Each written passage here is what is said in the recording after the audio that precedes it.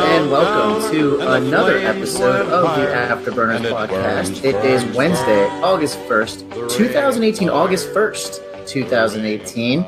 I am your host, Sandy Meyer. With me, as always, the very beautiful-looking Bobby Koch, who got a very nice haircut today. Bobby, how you doing? I'm doing well, and I grew my beard out just for our guest tonight, actually, because he said our friendship was over if I didn't do it, so I did that just for him. Interestingly enough, I also trimmed my beard, so it's got like a kind of 5 o'clock shadow thing going on, and I got a neckline at the barber.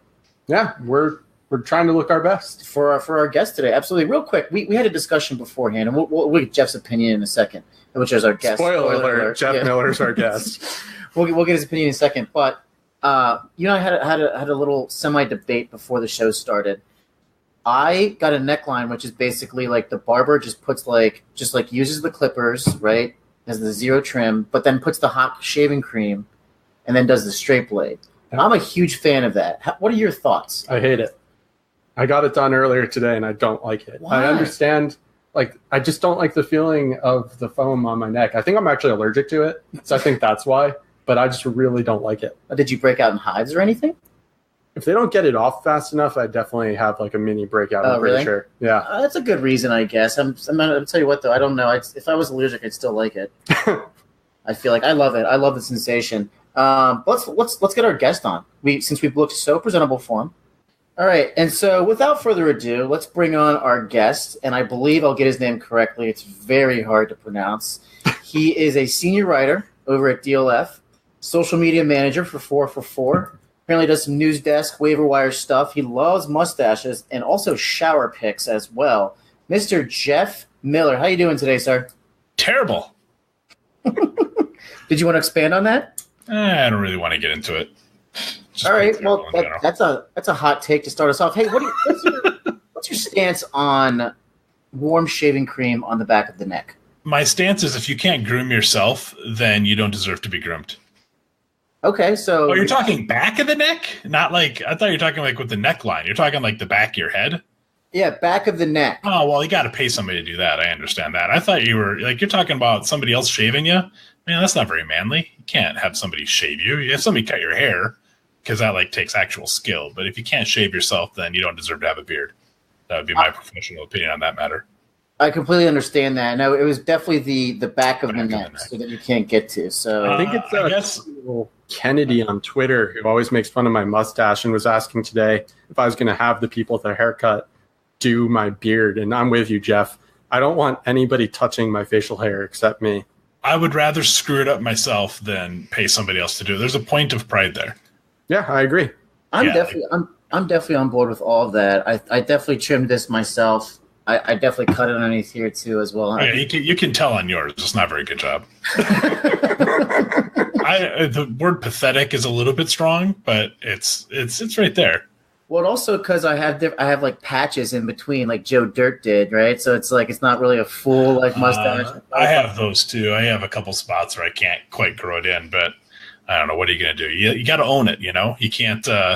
That's one of those things where my wife would say, "Oh, your beard's patchy. You shouldn't have a beard." I'm like, "No, I'm owning this. People are going to have to deal with it. It's my beard." It's a good looking beard, I have to admit. It's really good full right now. I use a special sandalwood soap on the beard, and then I have sandalwood oil that I condition it with. I brush it out to make it. I put some work into the beard. You know, you have to. What we didn't tell people is the Afterburners is now just a facial hair care podcast. I could talk about beards and mustaches for an hour straight if you want. I got no problem with that. Last question about the beard, and then we're gonna move on. When you clean that, is that like what you're talking about in the shower? You do that? Yeah. I have like it's like I just bought it on Amazon. You can get like basically it's beard shampoo. Yeah, you can't use face wash or regular soap on the beard. It's gotta be a special deal. Makes it nice and soft, so you're more smoochable for the ladies. He does that while he tweets out his fantasy advice. He just lets it soak for a little bit, clears out. I mean, tell you what. When I shower this evening, I will absolutely take a shower selfie of the beard in the process of being washed, and I will get that out to you guys. That's my promise to you. Can't wait. Hashtag brand. Stone cold lead pipe lock of a shower tweet later on tonight. All right, guys, we're going to move on. We're going to talk some football. We have a great show for everyone today. We're talking Mitch Trubisky in his somewhat prospects of the, well, not somewhat, but definitely prospects as the Bears lead quarterback. We're also going to talk a little superhero stuff. Jeff not only loves mustaches and beards, but can talk some superheroes as well. We're going to see what quarterbacks compare to what superheroes and why.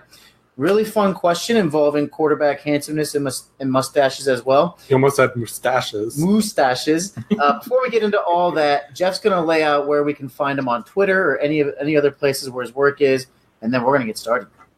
Well, pretty easy. Obviously, at FFJeffM, which is the best Twitter handle ever, probably, maybe. You can also see me tweeting at 4for4football. That's the number 4, FOR, the number 4 football. Pretty much all the tweets you see coming from there are from me. And yeah, I mean, that's like the main places. We also have 4for4football over on Facebook, which we're starting to push a little bit. We're getting ready for an Instagram push, which is 4for4FF. And that kind of sums it all about up. Good job, Jeff. I'm proud of you for remembering all the different handles. It's not the easiest thing, especially considering I just started tweeting for 4for4 3 days ago. So yeah, I'm still great work. I'm still picking it up. And you can find our podcast, although I never know why we say this since you're already listening to it, but you can find us at Afterburners Pod on Twitter. You can find my co-host here, Sam, at The Needy One, and myself at Wrecked Fantasy. As both John Bosch and good friend of the pod, Leo P, like to say, I'm a Twitter tough guy, so that's why my name's Wrecked Fantasy. He is a tough guy in real life, too, not just Twitter. All right. We mentioned we're talking Bears. Now, the reason we're talking Bears, because our friend Jeff here is a Bears fan. Number one, why are you a Bears fan? That's a hell of a good question. So I'm from South Dakota originally, and everybody that lives in South Dakota, at least back in that era, you're either a Bears, Packers, or Vikings fan, which makes sense when you consider the proximity.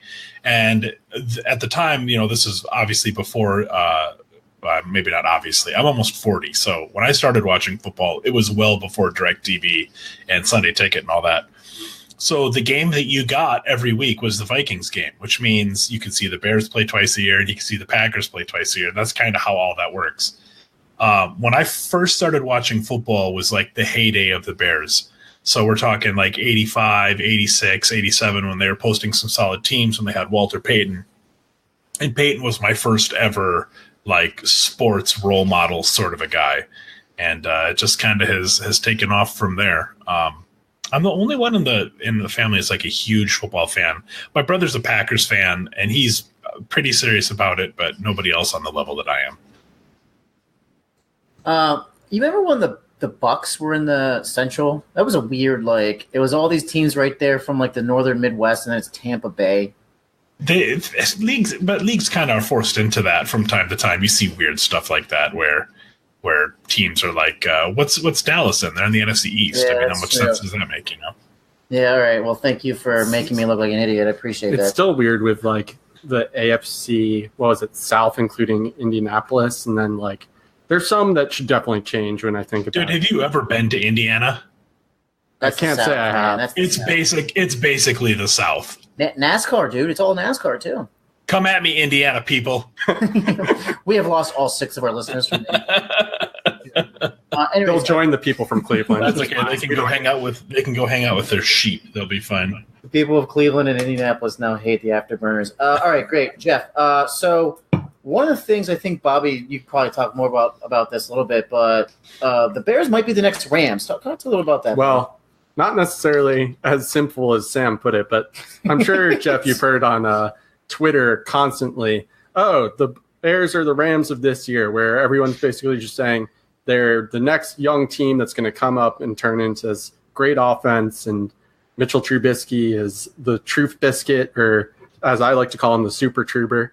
And everyone just thinks, okay, they got this new coach, they have these new weapons, it's going to be a huge step forward for Trubisky. And I'm curious, do you agree with that sentiment? And also tell people how stupid it is to compare them to the Rams, because they're not the same, even if the Bears are going to be good.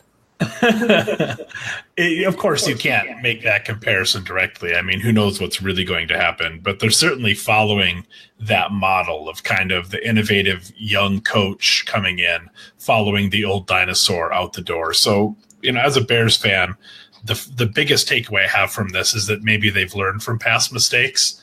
Of course, if this experiment doesn't work out, I fully expect them to lure Jeff Fisher out of retirement and swing fastly in another direction again, because that's how NFL ownership seems to work. But Trubisky's career is over if that happens. Yeah, look, I'm really hopeful. I like Jared Goff as a quarterback quite, a decent amount.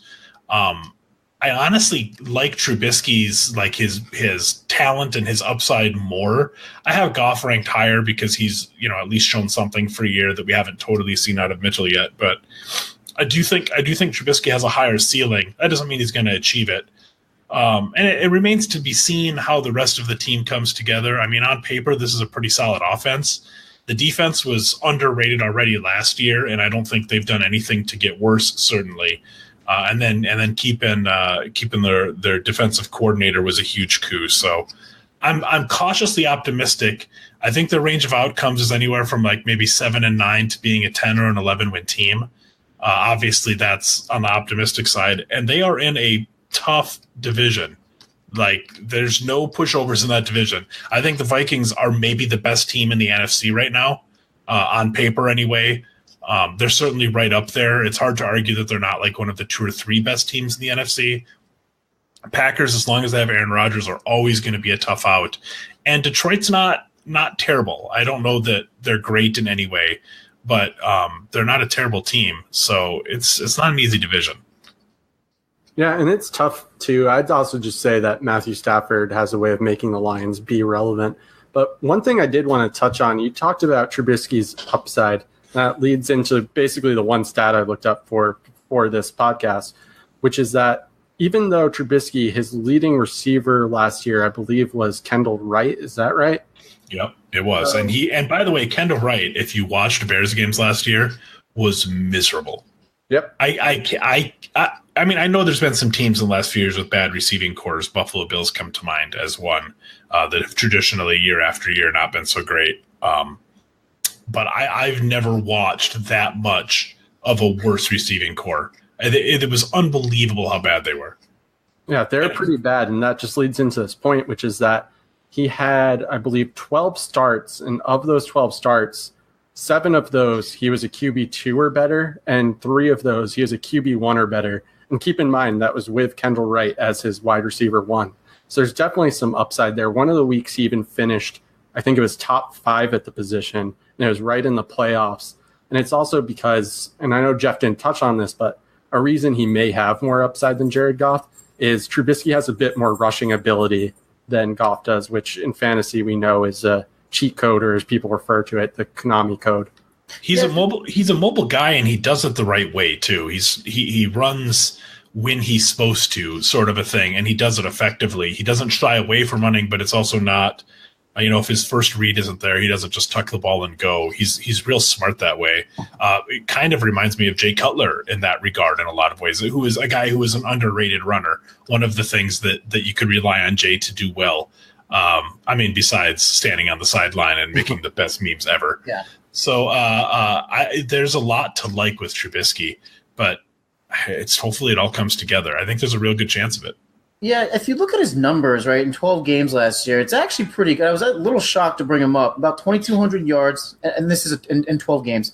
2,200 yards, 7 touchdowns, only 2 picks.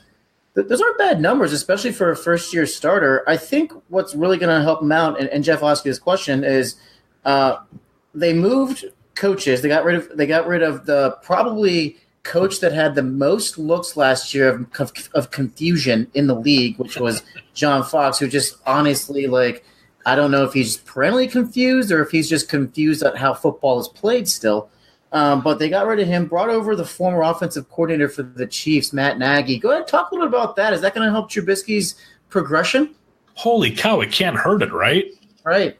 I mean, if you put I don't know, if you put a random homeless man off the street and as their head coach, he couldn't be worse than John Fox.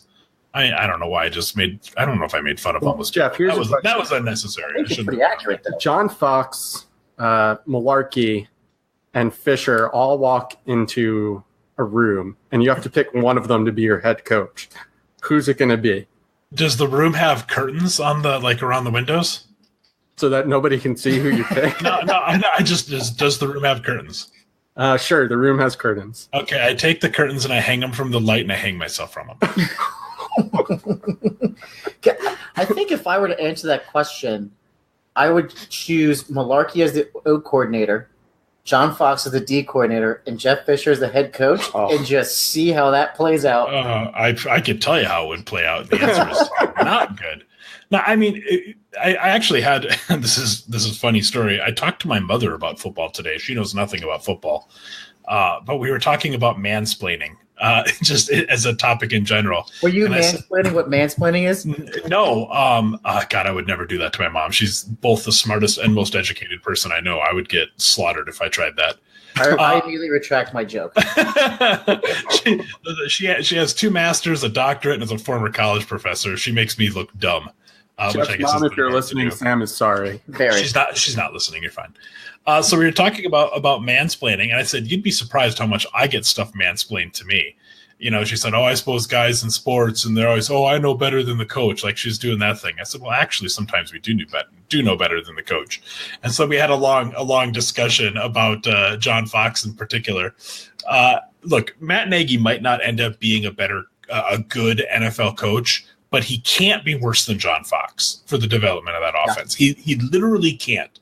And when you look at how the Chiefs offense took off under him in the second half, maybe he ends up being bad at managing a team and all of that stuff. But I have confidence in the play calling end of things. And so for me, the worst case scenario is that Trubisky has a good chance to develop. And if it doesn't happen, it doesn't happen. But everything's laid out well for him. They've done a good job of surrounding him with the right type of talent. They have what they need at the running game. They have a fairly strong offensive line. They have not just new different receivers, but the way they built the receiving core, I think, is great. They have more of a possession, sort of a jump ball, can do a little bit of everything guy in Allen Robinson. They have I'm saying an elite deep threat might be overselling it, but they have a really good deep threat with Gabriel. And then they have a guy that can play both inside and outside, that runs routes. That's where he's supposed to be when he's supposed to be there with Miller. And then they bring in an athletic guy like Burton. Like, they've done all of the right stuff. It's just it really kind of comes down to Trubisky and his development now. Bobby, talk about some of the weapons there. Jeff was just going over them briefly. Talk about some of the weapons you like that are going to help Trubisky's progression. Yeah, Jeff just talked about everyone, and I like everyone. About a season ago, and this is one of my mea culpas, I said that Taylor Gabriel was going to go for 1,000 yards last season or something like that, I think. I was super high on him breaking out with the Falcons. I thought that he would really turn it into something bigger, and he didn't quite do that, but I still really like him. And then Allen Robinson is coming off injury, but he's someone that, as Jeff said, can kind of be that 50-50 guy, possession guy. And Anthony Miller, you hear nothing but glowing reports about Anthony Miller. The one other thing I'll add there is, and everyone already knows this because I wrote an article about it, I like Jordan Howard. I don't know how Jeff feels about Jordan Howard, but I actually really like Jordan Howard, and obviously Tariq Cohen is going to be a good pass-catching back, I think. But Jordan Howard has managed to get things done with, as Jeff just said, one of the worst offenses that I've ever seen in my time watching football, and yet people seem to hate on him. So I think Jordan Howard can also help open things up for Trubisky a bit. Let me follow that up with Trubisky. Right now, where is he? Where do you see him? Is he a QB1, QB2 on the fringe, or is he eventually going to make that trek towards QB1? I'd say mid-range QB2 as soon as this year. Yeah, I think that's right. I think that's kind of a crowded territory to be in, but I think that's right. That's about where I would put him. The Jordan Howard thing, I think there's some level of distaste for him in the fantasy community, and I think that is people confusing real world running back and fantasy running back. Let me rephrase that. Not even real world running back, because he's a good real world running back, but the value of a real world running back to his NFL team. I think that when we have guys that kind of fit more of that traditional 2-down style, which, as we know, is really outdated nowadays, it not only doesn't have great utility in the NFL, but there's reams of evidence that that tells us that sort of a running back is actually a hindrance to offensive production. And so we know all that, but I don't think we should let that taint what Jordan Howard is as a player, which is a really good 2-down running back who doesn't have to catch that many balls to end up being an RB1 with the workload that it seems like he's going to get. So, if you want to argue they're going to dial Howard back to 200 carries or 200 touches, that's an argument that I think is a fine argument to make, and I'm willing to concede that that's a possibility. But if you look at the prognosticators, you look at John Paulson, my boss at 4 for 4 and his projections, and you look at guys like Mike Clay, whose set of projections are always real wonderful. They're still projecting solid volume for Howard, and you don't need to catch that many balls when you're as effective he is on the first 2 downs to be a top 15 fantasy running back. Again, if we're talking more on a dynasty front, what that means for Howard long-term and how he stays in that offense, I think that is going to rely directly on what he can do in pass pro and directly on what he can do with catching the ball. But if coach speak is to be believed, and Lord knows it isn't always, he's made strides in those areas, and he personally is making the right noise about knowing he needs to do those things, and there's reports that he's putting in the extra work. If all of that happens, I don't see why he can't be Marshawn Lynch light. That's the gold standard of that kind of player. And I'm not sure that Howard is that much less talented than Lynch is. In the article I wrote about him a while ago called something like Jordan Howard, an inconvenient running back, and I made a bunch of inconvenient truth references. I actually said that he had very similar start of his career stats to Adrian Peterson and Marshawn Lynch, and tried to make the point that if they were playing today and started their careers the way they did, people would be hating on them too for not catching passes, and they'd miss out on 10 years of very good fantasy running back production. I'm just looking real quick at 4 for 4. I'm going to share behind the curtain proprietary information. Inside information. John has him down for 262 carries this year. That's a lot, guys. Like, that's top 5-ish in the NFL level sort of carries. And when you're as good of a runner as he is, and you're getting that many touches, you can't ignore that, even if that isn't the ideal situation for the Bears offense from a fan's perspective.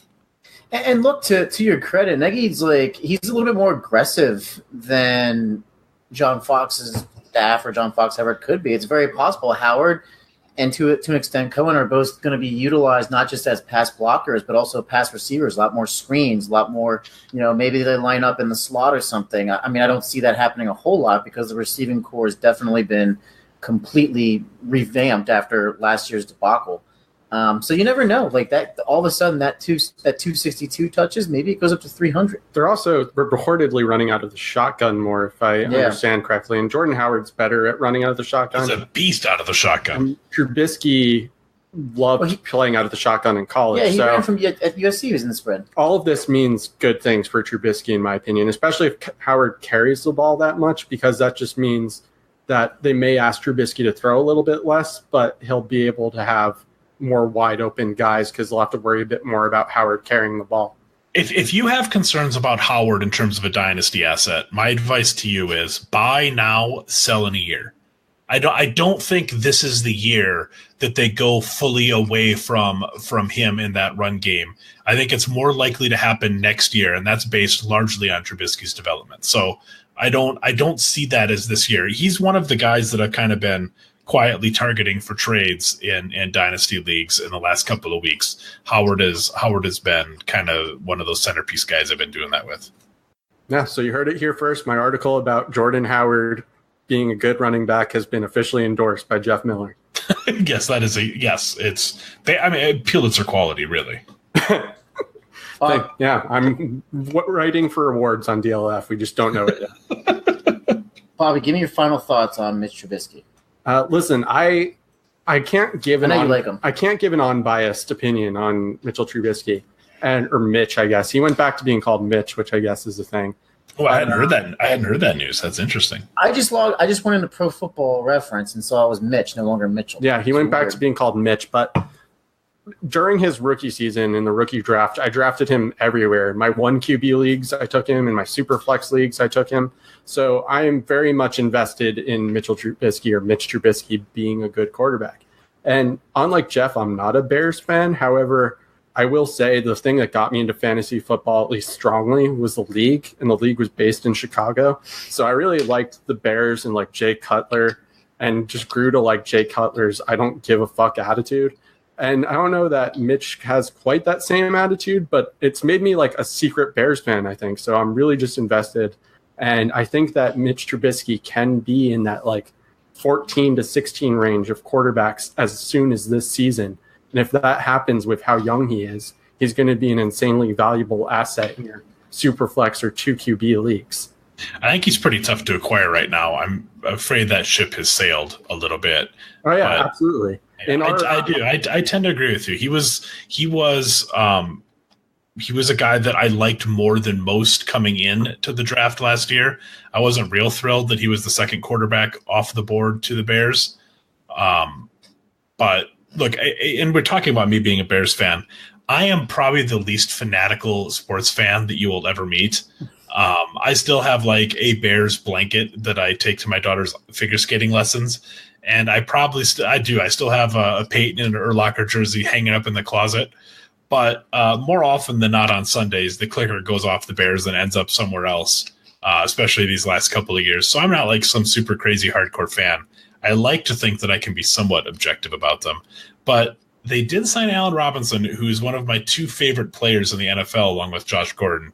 So maybe the crazy fan Jeff is about to come back. I don't know. It's getting pretty tough. I've been very tempered with my excitement, but the whole Allen Robinson thing and then the Matt Nagy, god dang, I'm kind of excited for this season. I got to be honest. It's going to be a good one, I think. And I also agree that it probably is too late to buy Mitch Trubisky. We were Sam and I were in an auction league, just really quick to finish up on the thought, with a bunch of industry guys, including a good buddy of yours, I think, too, Waz.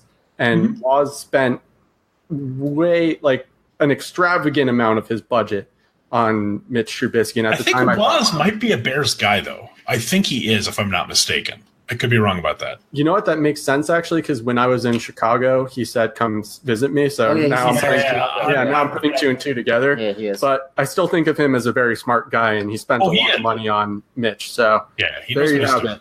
If you have the opportunity to acquire Mitch Trubisky, do it. Hey, Jeff. Yeah. Who would win in a fight, Ditka or God?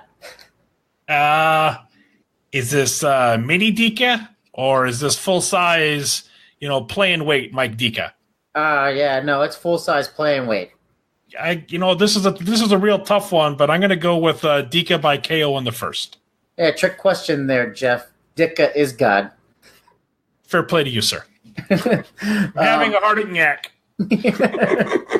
For those of you too young to know what that is, that's me and Jeff showing our age on old SNL skits. You are also too young to know what that is, I suspect, but hey, I'll roll with it.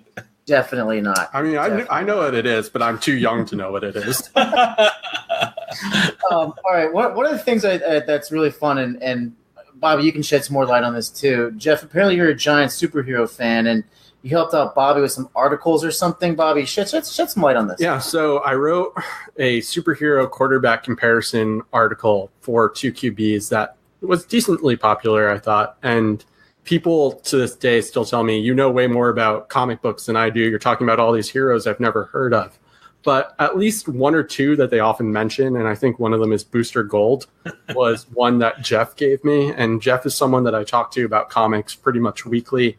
We have a tweet thread going where we just share what comics we picked up that week.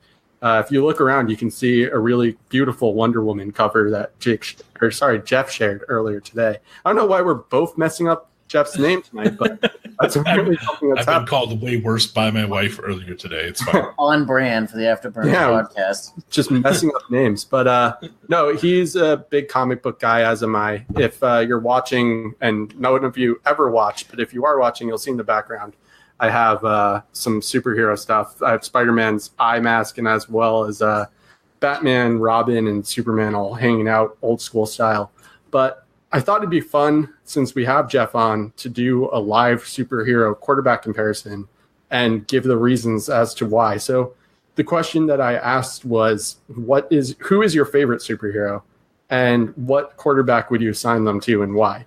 Yeah, asking who your favorite superhero is to somebody that's been reading comics since the mid-90s is kind of like asking somebody with 5 kids who their favorite kid is. I mean, they might have one, but they don't want to say.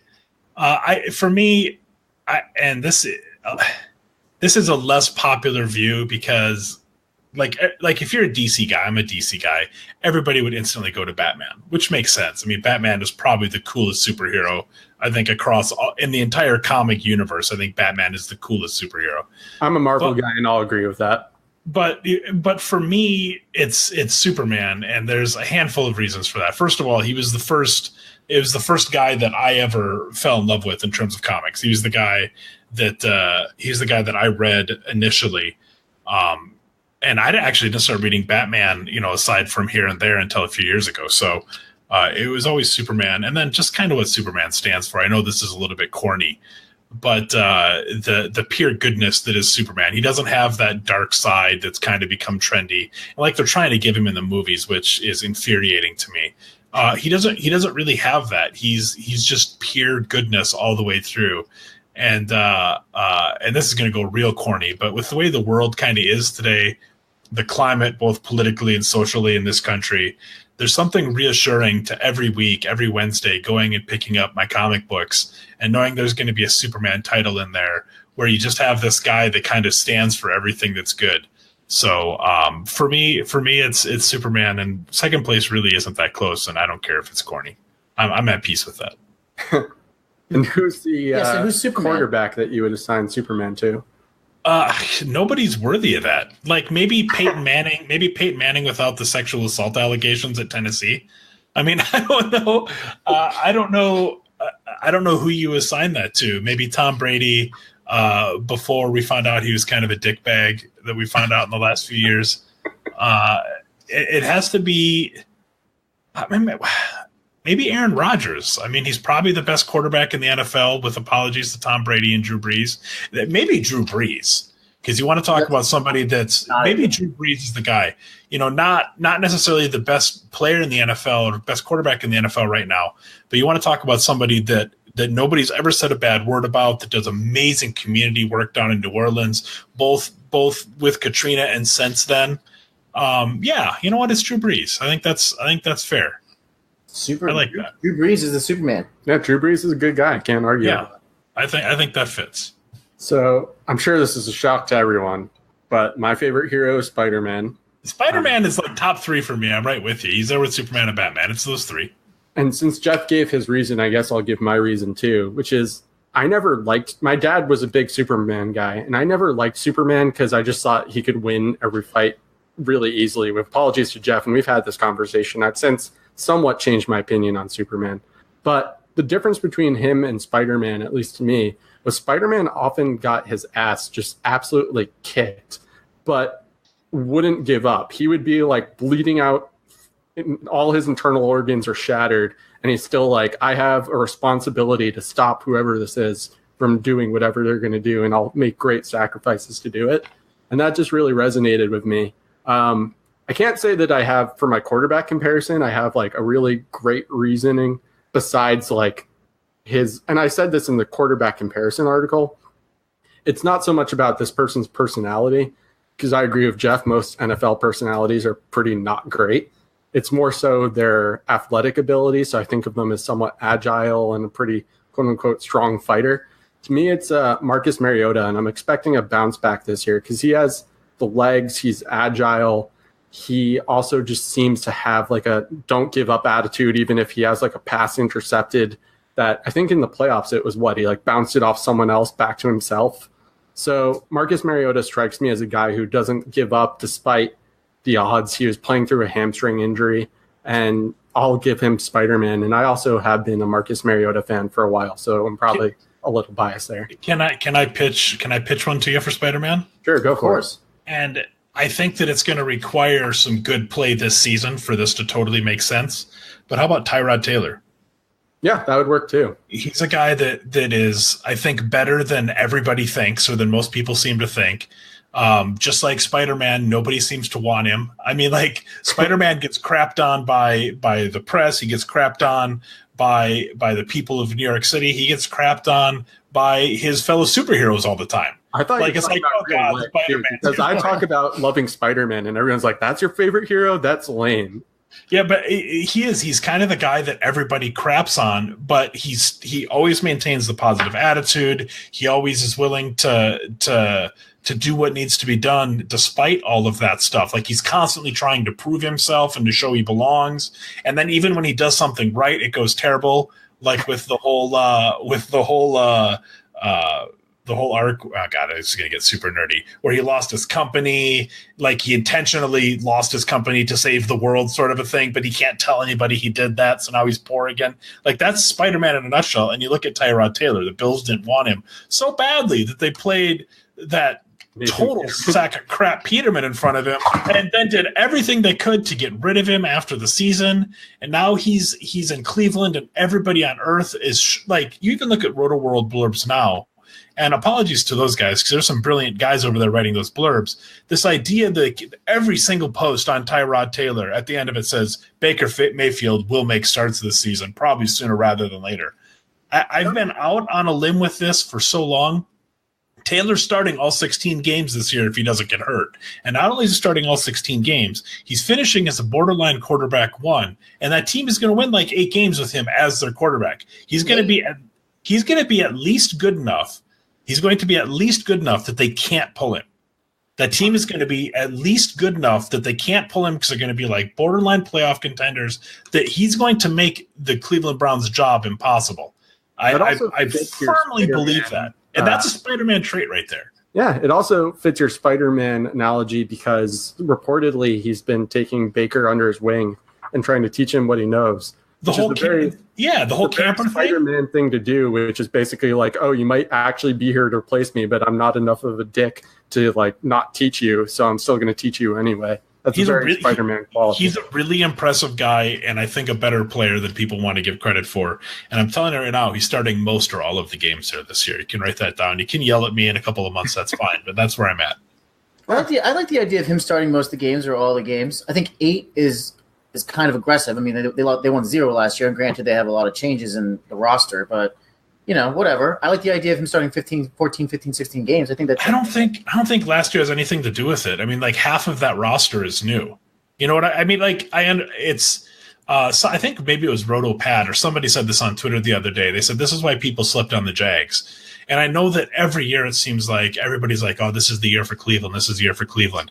That offense has sick pieces in place at the skill positions. They have Hyde, Chubb, and Duke Johnson has the potential to be like maybe the best backfield in the NFL. And the best total backfield. Obviously, if you have Le'Veon Bell in your backfield, that kind of gives you a leg up. But they have insane depth and quality at running back. They have insane depth at wide receiver for an NFL team. If Corey Coleman can do anything, if Antonio Callaway can be an early round level or caliber player like a lot of people thought he was, minus all the off-field stuff, they have Njoku and they have Seth DeValve, or DeValve, however the hell you say his name, who's shown that he can be a real solid player in fits and spurts in terms of a pass receiving tight end. They have a solid offensive line, and that defense has had so many pieces added. I know that like trying to project a 0-win team to be an 8-win team is tough, but can't sleep on that team, man. There's a lot of good pieces in place. If they fail this year, I don't think it's because of Tyrod Taylor, and I don't think it's because of their roster. I think it's because of Hugh Jackson and their coaching staff, which is a big negative. Let's be fair. Sam's just upset because Todd Haley left the Steelers to go to the Browns, so he has to shit on them because he's a big Steelers fan. I think Hugh Jackson's a terrible coach, and I love the fact that you say 8 games. I think, okay, well, we're forgetting the complete underlying that Hugh Jackson's in charge of that team. Reportedly, I think from everything I'm hearing, it sounds like Haley. He's the coffee runner. He's basically like the figurehead, and Haley is really in charge of that team now. There's enough talent there that there can be a certain amount of overcoming the coaching. I don't think the coaching is going to elevate them there, but I think that there's enough talent that they can get to a decent enough wins threshold to keep Hugh Jackson in his job, which is the opposite of what we want, I think.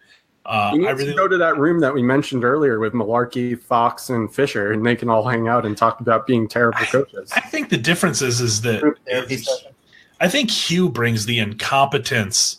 Like, he doesn't have the excuse that like Fox does. Like, Jackson hasn't been around for 100 years. You know what I mean? Like, he should know better. Yeah. I think there's an extra level of incompetence with Hugh Jackson. You heard it here first. Hugh Jackson, a real jabroni. With these superheroes that could be quarterbacks, I jotted a few down. Just a disclaimer, Sam is not a superhero guy. Whenever I talk about going to see like superhero movies or picking up my comics, he basically has the reaction of like, lol, nerd. Great. Not so much a nerd, but I just refuse to go see superhero movies because it's pretty much the same thing over and over again. However, that actually is kind of a fair point. I'm not going to argue with him on that. I did jot some down I think could be funny, and I want some discussion. So, the one that I have Tom Brady here, and I have him as the Wolverine. And the reason why is because no matter what you do, Wolverine cannot die. And apparently Tom Brady just going to keep on playing and playing. What is that? Is that fair? It's almost like you read my quarterback comparisons article where I made Tom Brady Wolverine. Why can't we make Ben Roethlisberger Wolverine?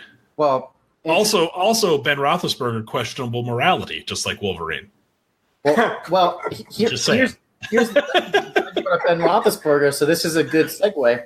Ben Roethlisberger is the Silver Surfer, and the reason why is because you're not really sure if he's a hero or a villain. Like his fantasy stats, they could be really good or really bad week to week. How's that? Is that good? I'm surprised you know who the Silver Surfer is. Googled, I can't get past that. I read the comics, man. He Googled it for sure. How about Ben Roethlisberger Deathstroke? Not just the questionable morality. As a Steelers fan, I've said this before multiple times, so Bobby can back me up. As a Steelers fan, I almost cannot wait for Ben Roethlisberger to retire because then I never have to mention his name ever again. It's true. I genuinely appreciate that. That's a sensible take that a lot of Steelers fans don't have. Yeah, he used to do stuff where he'd go into like Pittsburgh and he'd expect like stuff for free, like at restaurants, and because he's Ben Roethlisberger, like his tips were like bullshit. Like, there's a lot of stories of that. But anyways, we're gonna move on here. What we're saying is Ben Roethlisberger definitely villain, probably Deathstroke. I think Deathstroke fits. All right, I got another one. I'm really not sure about this one, so I want your opinion. I put Cam Newton as the Thing because he's just a ginormous body. Despite my premise as him being very attractive and the most attractive quarterback, as a superhero, he is just huge and will just ball everyone over. How's that? Is that good? You know who springs to mind for me, and he's not a superhero, he's a villain. And you're gonna have to excuse me because I'm very much drawing a blank. What the hell is the rhinoceros horn guy's Spider-Man's villain? What the hell is his? You know the one I'm talking about. The big huge dude with the rhinoceros outfit that just runs into people. I'm pretty sure he's Juggernaut? just called Rhino. It's just called Rhino, right? That's what I was thinking. Yeah, I was drawing a blank. That's who I thought of for Cam, but Cam obviously isn't a villain. Juggernaut? Isn't Juggernaut? Yeah, Juggernaut's a real thing. But that's not what you're thinking of? Juggernaut's no, I'm thinking of Rhino. That'd be way too big for Cam. That'd be like someone who really bodies someone. Juggernaut's like Jared Lorenzen. It's just his name's just Rhino. Yeah, just Rhino. That's what I was thinking. Very creative. Jared Lorenzen. All right, what about you, Cam Newton?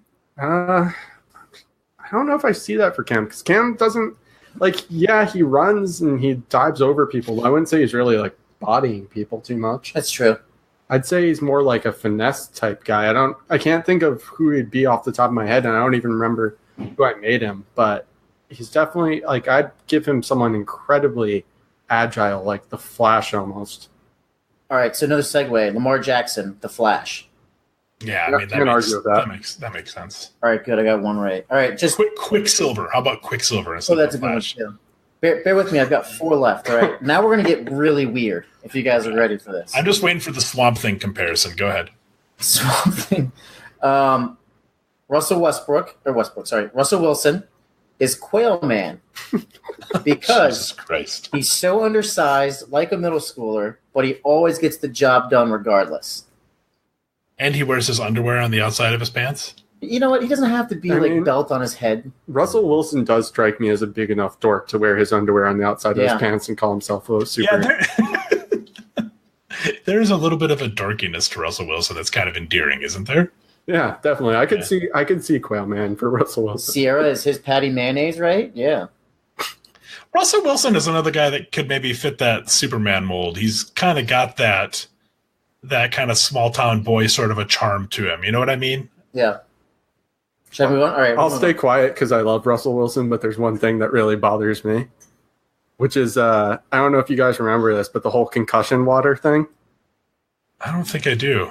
So basically, he went around claiming that like these magic bubble water healed his concussions, and people got super mad at him for saying that because they're like, kids are influenced by you, and they're going to think this bubble water you're promoting heals concussions. I mean, being a football player doesn't make you a genius. I mean, sometimes. Well, Quail Man probably took endorsements.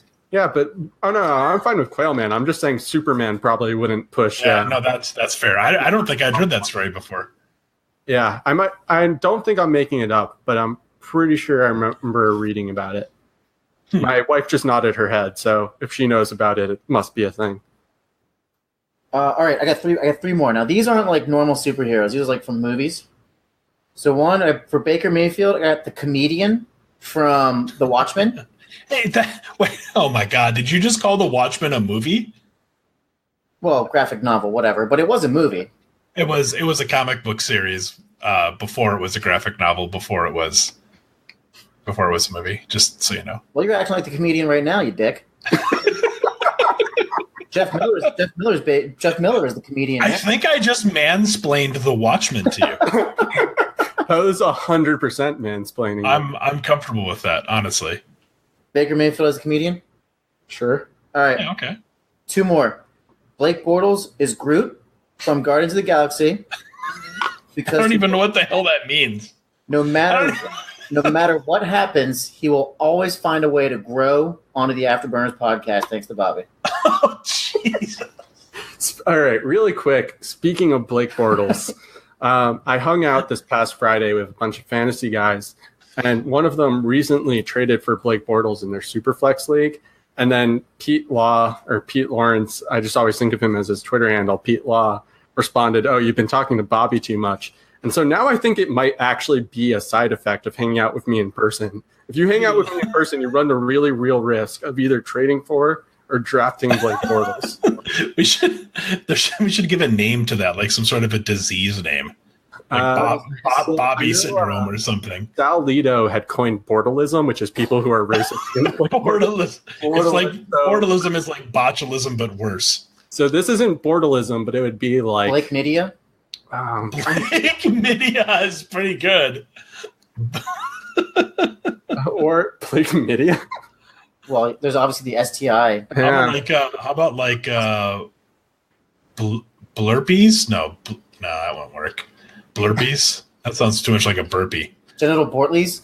Genital Bortleys. I think we're taking this in the right direction. I think it has to be STD related for That's the way I see it. I think or you could just call it like the Blake. It's like the clap, the Blake. The Blake. You get the Blake. Bobby just gave him the Blake. Yeah. You got the Blake. Yeah, I think that's probably it. But anyway, Russ, I'm Dynasty Outhouse on Twitter. I'm sorry for giving you the Blake. By the way, is there a test you can take for the Blake? Like you have to like instead of like peeing in a cup, you piss on a Bortles jersey and see what happens. What's the test for that? You watch The Good Place, and if the Bortles jokes are like more so funny than they normally would be, you've got the Blake. That's the Blake. You gotta piss on Blake Bortles. We need to get hashtag the Blake trending. I like the Blake. All right, final superhero, and this comes from the movie Mystery Men. So this is like not a real superhero at all. But Nathan Peterman is the shoveler because he completely digs his team a giant hole when he's on the field. Well, I haven't seen Mystery Men, but makes sense to me. I saw Mystery Men, and it's a not good movie, but it stuck out to me because it was right when the song All Star by Smash Mouth was super popular, and they used that in their movie trailer. So what were you, like -3 years old when that happened? Because that song came out in like 97. Listen, I'm not quite as young as you think I am. You seem to think that I was born like yesterday. Like when people say that kid was born yesterday, you actually think it and mean it. Well, Like, when you get to be my age, everybody seems awfully young that in this already industry. established that I'm an old man. All-Star was when the trips were in. So, like, yes, all right.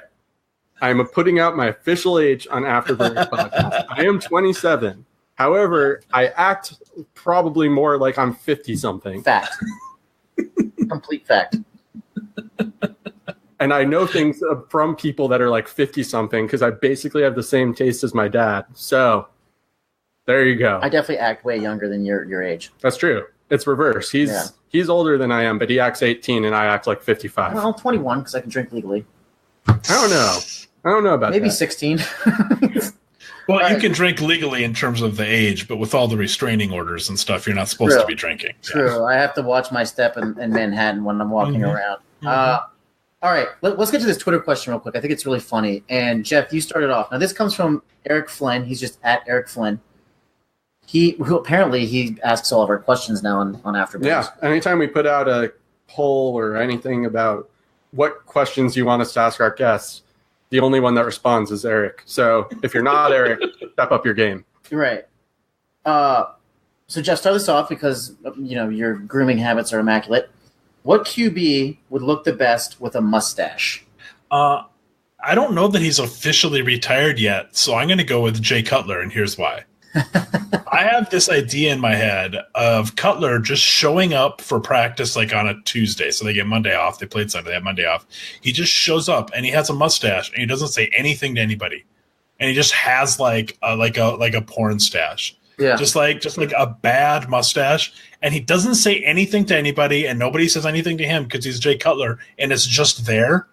And the thought of that makes me so happy. If Jay Cutler loses his hair soon, like, we're going to look at him, and he grows a mustache, we're going to look at him and be like, dude, you look like Brad Childress. 100%. And he won't care. Yeah, not at all. Even the smallest amount. Have you seen, I'm sure you have, Jeff, but you've seen the clips from his wife's show? I've seen the clips, and I have all of the shows on the DVR, but I haven't binged yet. I don't watch reality TV because I fancy myself a non-chode. But I'm making an exception for this one because it's freaking brilliant. He is so brilliant. I don't know if I think he has to know that this is like the way people think about him.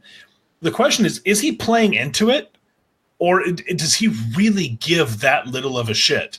And I think if it's either one of those things, it's still amazing. He is exactly who I would be if I was a professional athlete, or who I wished I would be. Just trolling everybody constantly.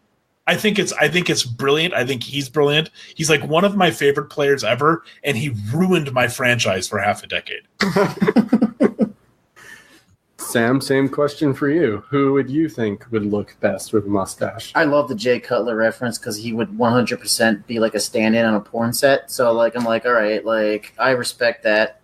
The first thing that came to mind was Aaron Rodgers because he's done it before. He's done it. Yeah, he's done it. And I was like, all right, like, I don't remember if this was real or not. What Sam's saying is he has no imagination, so he just had to think of a quarterback who already had a mustache. Come on, you want me to do another? All right. I will say Nick Foles because how funny would that be? He'd look pretty funny with a mustache. I'll give you that. Mine is, and I don't think he's had a mustache. I know he's had a beard, but I want him to just have the mustache. It'd be Andrew Luck, and he'd have one of those old-timey mustaches. Yes. And partially to feed into the general Andrew Luck thing, but also, so that he could, like, twist it like a villain and be like, I'm back. And with the wax going up and the little curls. And he'd, like, put his hands up like this and be like, I challenge you all to some fisticuffs. How great would it be if Luck, when he had finally made his long-awaited return to camp, if he had showed up with a villain mustache, and instead of being like this golly gee whiz sort of a guy, this personality that he's always had, he was like went full villain on everybody. That would have been the greatest thing in the history of sports. Excuse me, Dorius Fountain. I'm going to tie you to these train tracks. See? Yeah, he goes full Bill Belichick in all interviews where he's just grouses at people. Oh my God, that would be the greatest thing ever. See? There's so many missed opportunities with NFL players. They should be trolling us more. They really should be, but they don't. It would be the greatest. We need more trolls in the NFL and in sports in general. I want like Joe Flacco to come out and say, "I know Lamar Jackson is better than me," and then just walk away from the interview. just whatever. Just that would be so brilliant. But I'm still starting anyway, so deal with it. Yeah, right. Oh man, this was fun, guys. Let's we're running out of time, so I want you to talk about this real quick, Jeff. What's going on over 4for4 football? Tell us a little bit about that, and as we run out of time, and let everyone know what you're doing over there.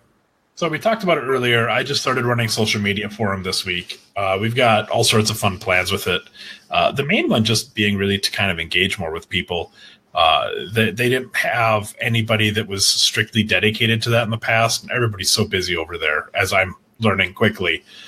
Luis and Sal were kind of in charge of that. Luis Escalante, I think it's Escalante. I gotta go to mess up my boss's last name, and Sal Stefanile, Stefanile, whatever. I sound like Peter Overzet now. Anyhow, those two guys are crazy busy, and so they've kind of turned it over to me, and we're going to try to kind of ramp up the silliness a little bit and have some fun with it. I'm thinking about trying to get like a rivalry with another site, kind of like Wendy's has with McDonald's. So I don't know, like maybe RotoViz or somewhere. I'm going to start calling somebody out. So we're doing that. I'm also going to write their weekly waiver wire article in season this year. It goes up every Monday morning. I'm actually super excited about that. I haven't written redraft stuff for 4 or 5 years at least now. And so I'm kind of glad to get back to my roots a little bit. And then I'm doing their player news blurbs, which, the thing that Roto World is the most famous for. 4for4 does that and better. And I'll be doing those on Wednesdays, Thursdays, and Fridays. Fight with Roto World, huh? Exactly. Wednesday, Thursday, and Friday in season. I'll be doing player blurbs for them. And then I'm going to keep writing for DLF. I'm a senior writer over there. I don't have anything super pending because I kind of knew this job thing was coming up, and I want to be able to give that my attention in the short term here. But I'll definitely. I've written a bunch of stuff so far this summer for DLF, and there'll be more coming there too. Yeah, guys, all the listeners out there, you can find them over at 4for4.com with some of the most accurate rankings since 2012, 2011, something like that. It's also at 4for4, the numbers football. That's the Twitter handle, so check them out over there. Jeff, we had a lot of fun, man. Thanks so much for joining us. We are running out of time, so we're going to have to quickly go to our afterburns of the week in which we burn some people. I don't know who wants to go first. You guys want me to lead it off, or? Sounds like you want to lead it off. All right, I don't really have a good one, so I'll lead it off. So one of the things I don't like is when, and this happens a lot, and this has happened a lot in baseball, but it also happens with the Twitter trolls when we're talking football or college football. Listen, they're professional athletes. Everyone's getting paid. If there's a team running up the score on the other team, let it go. You don't need to go to Twitter and worry about it. No one's going to get hurt feelings. If a team is up 20-3 and stealing a base, get over it. Games are like never over unless, until the final gun. In football, guess what? The Browns are getting paid. The Falcons are getting paid. Like, let it go. In college football, they're all getting scholarships, especially D1. So if you're sitting out here and you're complaining about people run up the score because it's quote-unquote bad sportsmanship, you need to go back to 1956, start the fantasy football league, because you'll make a lot of money. But make sure with that you find that flex capacitor before you go back there. So that's my burn. All right, Jeff, do you want to go next, or you want me to go? I'll go ahead. I'll let you finish it up since it's your pod. My burn of the week is Twitter guy that searches for a player name strictly so he can disagree with people talking about that player. If you've got nothing better to do than to type Chris Carson into your Twitter search and find a random fantasy analyst who you never have followed and have never heard of, just so that you can argue about how he's for sure going to rush for 12 million yards this year, You need to find something else to do with your time. I don't care what that thing is. If that thing is to walk into traffic, that's cool with me. If that thing is to yell at your neighbor's dog, I mean, I'd prefer you didn't yell at the dog, but I'd rather you yelled at the dog than you yelled at me. Whatever it is, just go away. What I say, by the way, newsflash, what an analyst says about a player has nothing to do with what the player is actually going to do that season. My opinion doesn't impact Chris Carson's performance. I assure you, if I had that power, the Bears would be a hell of a lot better than they are, and Josh Gordon would have never been suspended. So all I'm saying is find a new hobby. Don't do that crap. It makes no sense. It helps nobody, and I'm just going to block you instantly anyway. You'd be a superhero if you had that power. That would be, if I could pick a superhero power, screw X-ray vision. I want to be able to make players do what I want them to do. That'd be, I don't know. That I don't think I'd pick that as my power. Ben Roethlisberger would be screwed. I would pick time travel or like space-time control. There's way too much trouble involved in that. I would screw everything up. Although I will say that kind of is the cheat code of powers, because like anything you want to fix or like do, you can. But as we know, being sci-fi nerds, there's, as Jeff just said, a lot that could get messed up. There's too much. My superpower would be unlimited wishes, bro. Sorry, go ahead. But my burn of the week, so I actually have two.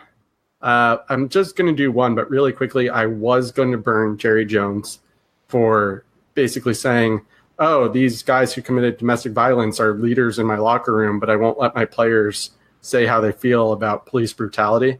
I'm not sorry about that take. If you support Jerry Jones, I don't like you.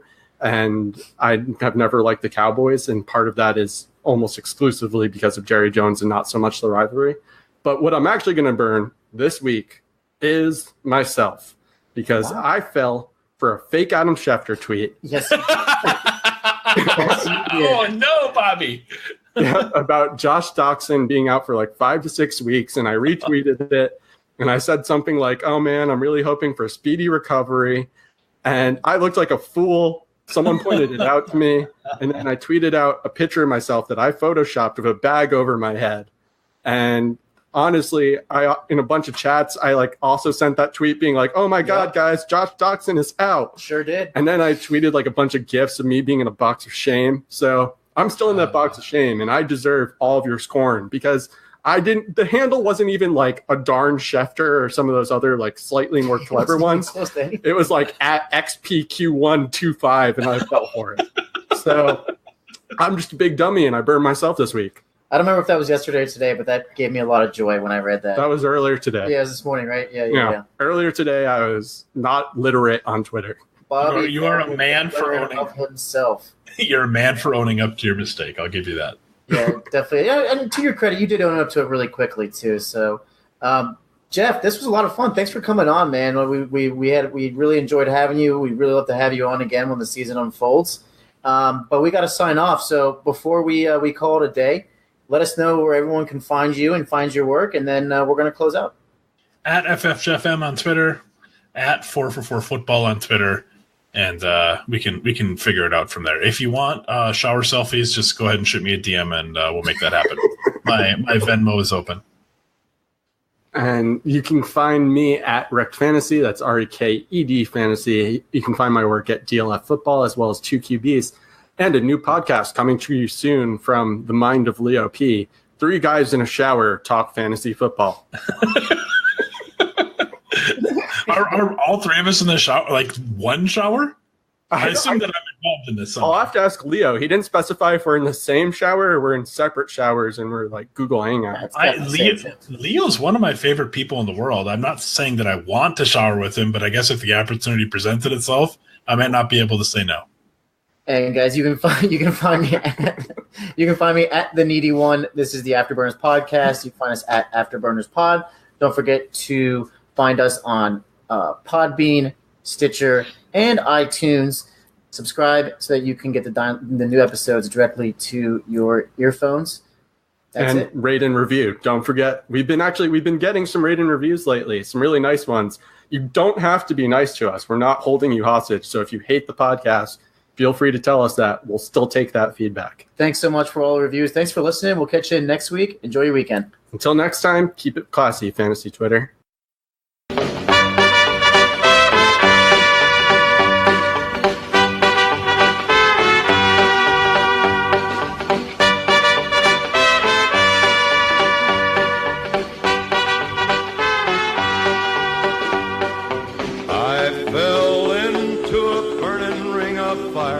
I went down, down, down, and the flames went higher, and it burns, burns, burns.